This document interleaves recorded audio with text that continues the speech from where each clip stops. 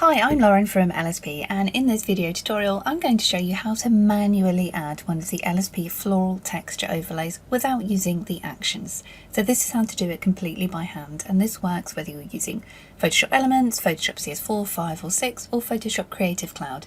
Creative Cloud is definitely the best option when it comes to adding textures and anything really because of the extra options afforded to you in the program. So let's get started. First of all, you want to open your image in Photoshop. This is Beautiful Shot by Anna Brandt.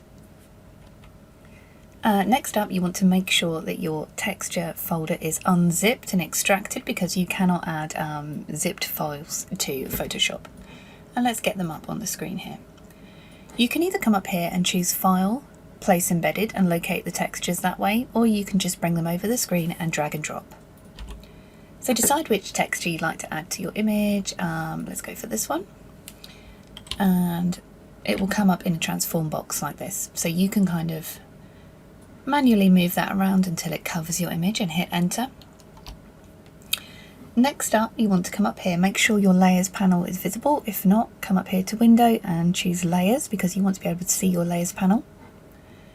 Up here where it says normal, come down and choose overlay.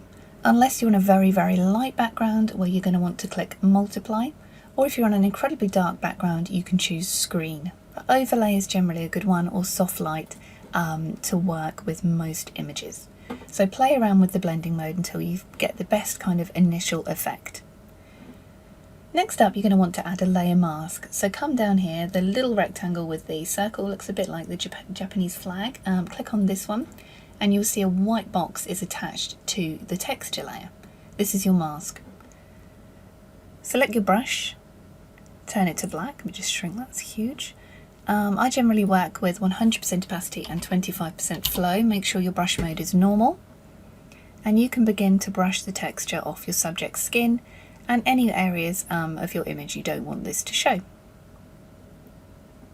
I think the texture works quite well coming over the bucket and the blanket, so you don't really need to worry about doing that.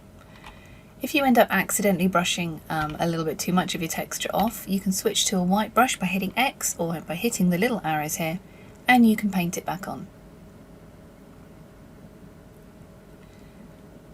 If you wish to make a more detailed selection of, say, the whole area, if you have props or other people or clothing that you're struggling with brushing the texture off, in Photoshop CC, hit W on your keyboard and then hit select subject at the top. That generally makes a really good, oh hang on, make sure you're on your subject layer. Let's try that again. Select subject and you'll see it generally makes a very good layer.